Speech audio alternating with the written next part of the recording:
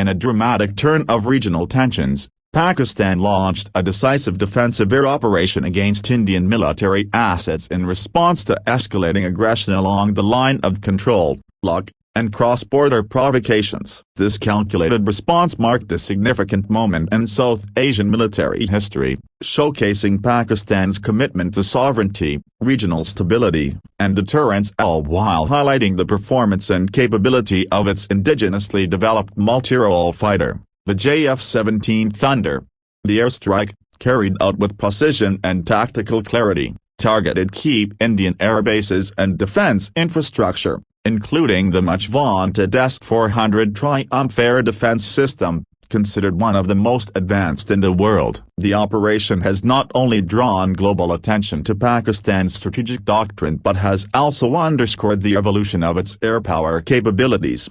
This article explores the strategic context, operational details, and the critical role played by the JF-17 Thunder in what is being termed by analysts as one of the most well-executed defensive air operations in modern South Asian history.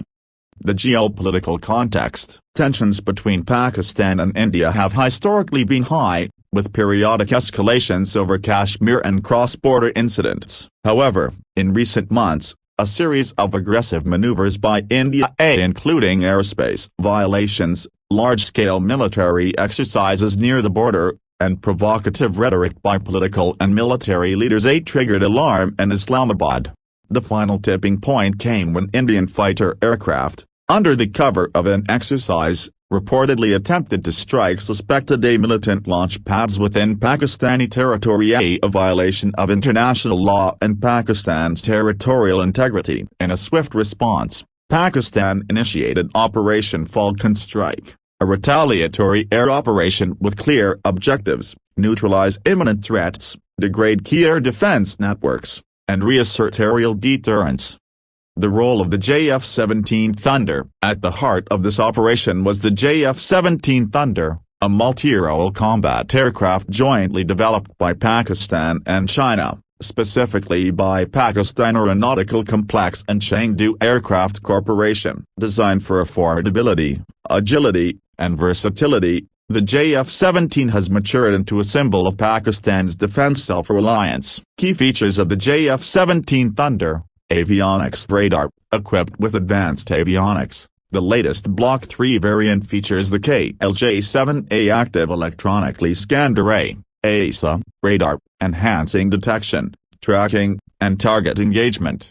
Weapons loadout. The aircraft can carry a variety of air-to-air and air-to-surface missiles, precision-guided bombs, and electronic warfare pods. Key munitions used in the strike included ROD-2 cruise missiles, CM-400 THAAD anti-radiation missiles, RAT, range extension kit, bombs. Agility. With the top speed of Mach 1.6 and a combat radius of nearly 1,200 kilometers, the JF-17 is ideal for high-intensity, short-notice missions. During the operation, squadrons of JF-17 Thunders conducted precision strikes on Indian airbases near Pathankot, Ambola, and Gwalior, all of which were instrumental in India's forward aerial posture.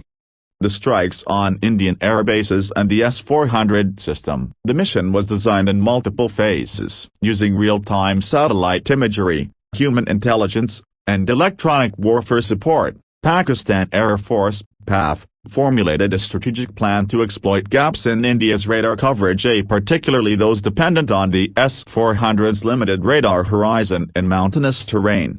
Target: S-400 Triumph system. The Indian acquisition of the S-400 from Russia was intended to provide a game-changing air defense umbrella. However, the Pakistani strike exposed limitations in deployment strategy, command latency, and system integration. Using anti-radiation missiles, ARMs, JF-17s in coordination with decoy drones and electronic jammers created enough clutter to confuse Indian radar operators. One of the most decisive moments came when a CM-400 THAAD missile struck the central command unit of the S-400 battery deployed near Punjab, rendering it ineffective for the remainder of the conflict.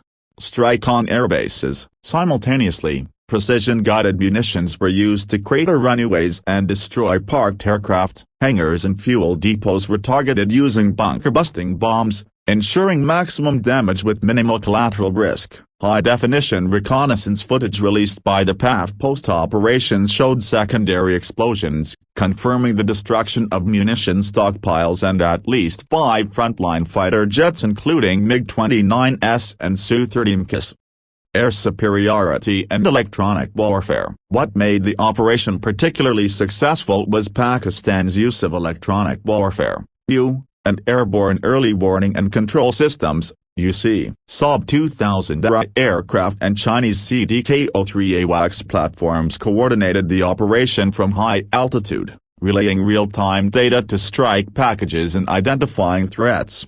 India's response was hindered by communication jamming, GPS spoofing, and radar interference, all of which had been rehearsed during PAF war games. JF-17s flew with self-protection jamming pods, making them hard to track and lock even within contested airspace.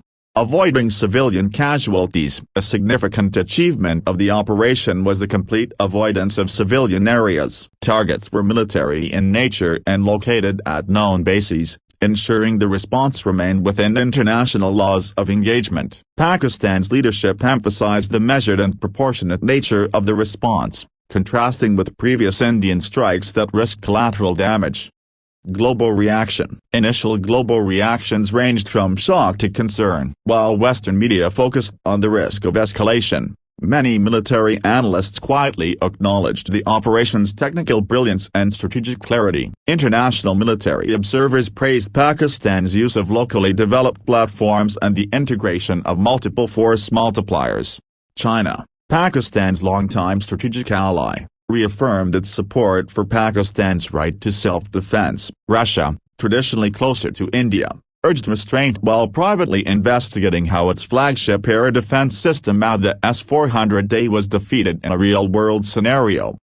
Implications for regional security. This strike has changed the calculus of regional deterrence. India can no longer assume unchallenged aerial superiority, particularly when its premier defense systems can be neutralized by cost-effective solutions like the JF-17.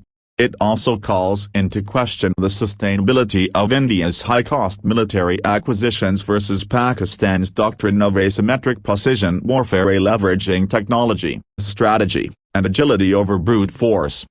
Evolution of the JF-17, from underdog to apex predator. What once started as a low-cost alternative to the F-16 has now evolved into a flagship of modern air warfare. The JF-17 Block 3, in particular, is considered near 4.5 generation, featuring helmet-mounted display, HMD, systems, integrated U-suite, infrared search and track, IRST, stealth-enhancing airframe design, ability to fire long-range PL-15 missiles. The aircraft's modular design allows continuous upgrades, making it highly adaptable to changing threat environments. Moreover, its cost efficiency means Pakistan can afford to field these in significant numbers, unlike India's limited high-cost fleets.